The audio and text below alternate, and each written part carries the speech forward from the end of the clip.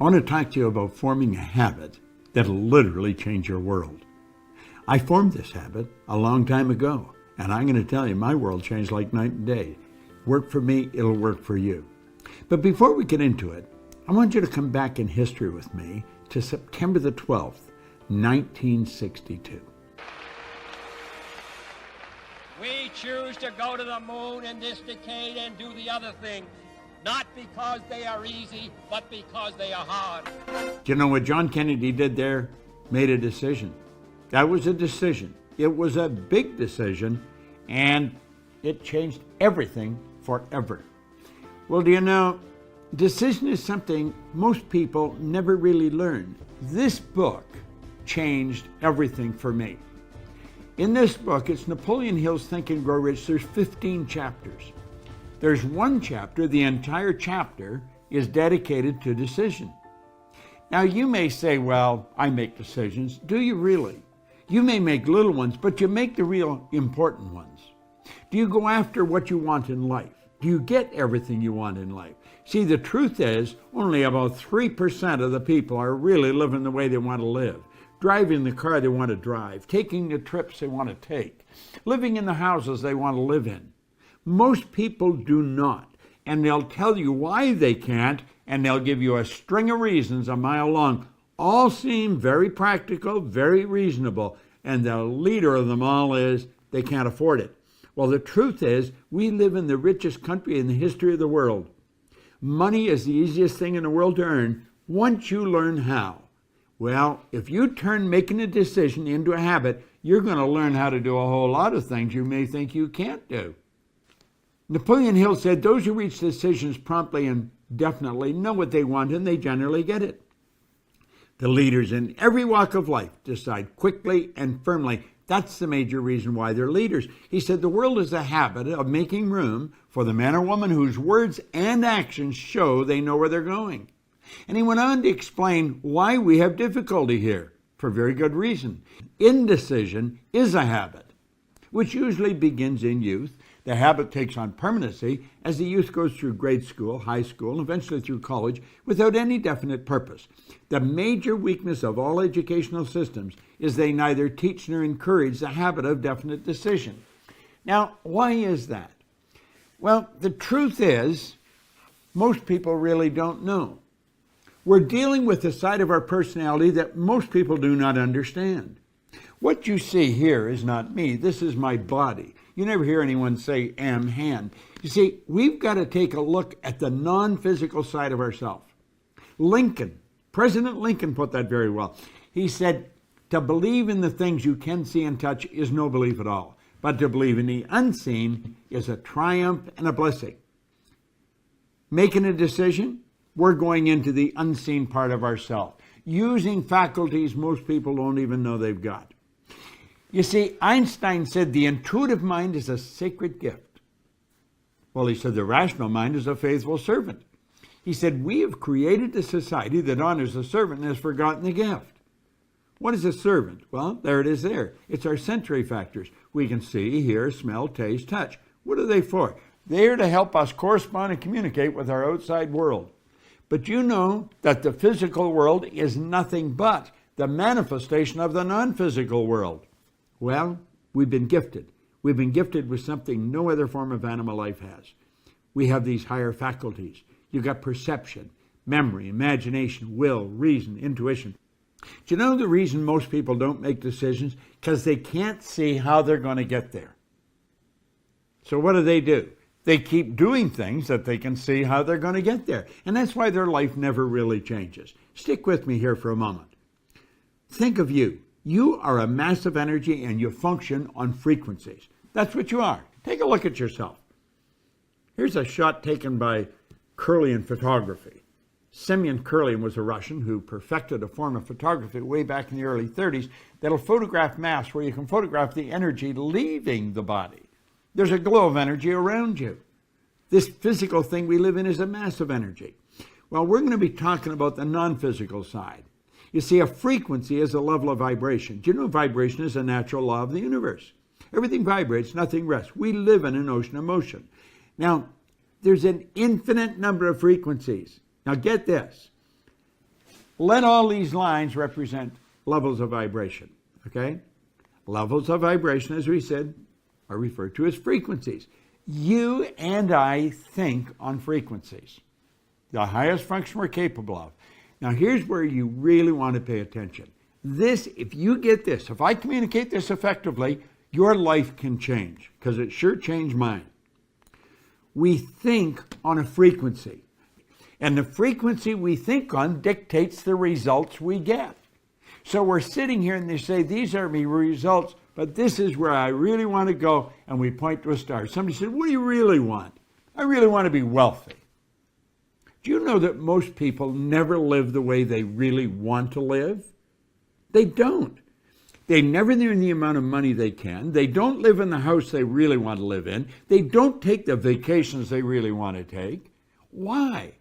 Because they don't know how. You see, when they set those targets, they look off into a space and they see nothing. Now look here for a moment. These lines represent levels of frequency, or you could say levels of awareness. But when we set the target way up there, it's all gone. We don't know how to get there. If you're going to look at the unseen, you have to use the higher faculties. That's what Einstein talked about, the sacred gift.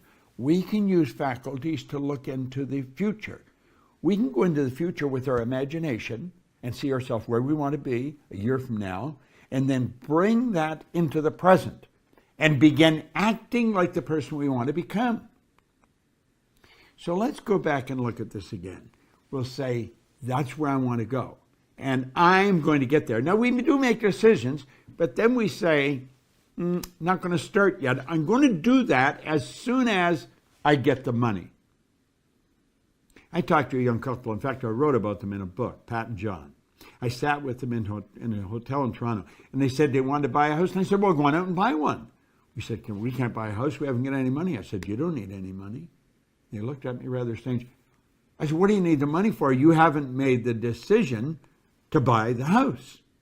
You see, you don't need the money until after you make the decision. Person say, I want to take a trip, and I'm going to go as soon as I get the money. You don't need the money to make the decision to take the trip. I'm going to start my own business as soon as everything's right. Things are never going to be right. You've got to make a decision. Now, you see, when you make the decision, everything starts to change. Look at this for a moment. You're thinking down here on this frequency, and that's what's giving you the results you're getting. If you want to go where you say you want to go, you've got to get on that frequency. You see, the truth is, you're not thinking about getting there. You're letting the present results repeat, and that's the star you're shooting at. You're going to get the same results over and over and over again as long as you keep your thinking there. You've got to get your thinking up on this higher frequency. Because when you get on that frequency, the thoughts and things that are going to come into your mind will take you there. How do you think we got to the moon? Kennedy didn't know how to get to the moon. When he asked Dr. Wernher von Braun, who's considered the father of the space program, what will it take for us to build a rocket to carry a man to the moon and bring him back safely to Earth? He said, the will to do it. The will is one of the higher faculties. That's what Einstein was talking about. The will gives you the ability to focus on one thing to the exclusion of everything else. When you focus on that one thing, you're on that higher frequency. How do you do that? Well, first, you got to make a decision to go there. You see, your mind and thoughts must be focused on the same frequency as your goal. How do we do that? We make a committed decision. That's where I'm going. And when you make the committed decision, that's irrevocable. You cannot go back. You shut the past off. You begin thinking on this higher frequency, and you think and act like the person you want to become. Does it sound preposterous? That's what the Wright brothers did, and they introduced us to a new kingdom. That's what Sir Edmund Hillary did. I had the good fortune of working with him. He was a beekeeper from Auckland, New Zealand. He was the first person to ever climb Mount Everest. He didn't know how to get to the top of that mountain until after he got there. He trusted in the image that he held in his mind. You got to trust in the image you hold in your mind. You got to think like the person you want to become. It takes a decision to get up on that higher frequency. And the second you make the decision, everything starts to happen. Now, you got to believe you can do it. The moment your belief matches with any state, the higher frequency is the state. The moment your belief matches with any frequency, you fuse with it, and this union results in the activation, the projection of the plots and plans and conditions and circumstances. Things start to happen. Think about it. You're going to a dance, you need the new dress. You make a decision, you don't know where the money's coming from, but you've got to have the dress. You get the dress. You want that car, you make it as, you get the money, you get the car. The moment your belief matches with any state, you fuse with it. And this union results in everything that happens. Now look at this new state of conscious awareness becomes your home from which you view the world. You're operating on a different frequency. Don't expect a lot of support from the people around you. They don't know what you're doing. They probably think you've gone a little crazy. But listen, in your workshop, and if you're observant, you're going to see your outer reality shaping itself upon the model of your imagination. Do you want to know the beautiful truth? This works like unadulterated magic. It does. This is what all our Proctor Gallagher Institute programs deal with. I want you to control the flow. There's thought energy flowing to and through you. It's flowing freely to and through you. Make certain it improves everything that it connects with. You've got all of this power locked up within you. Utilize it. Go after what you want. Quit going after things you already know how to get. There's no real gain in that. Don't compromise. Go after what you want. It's not that easy, but I'm going to tell you something. It sure is worthwhile.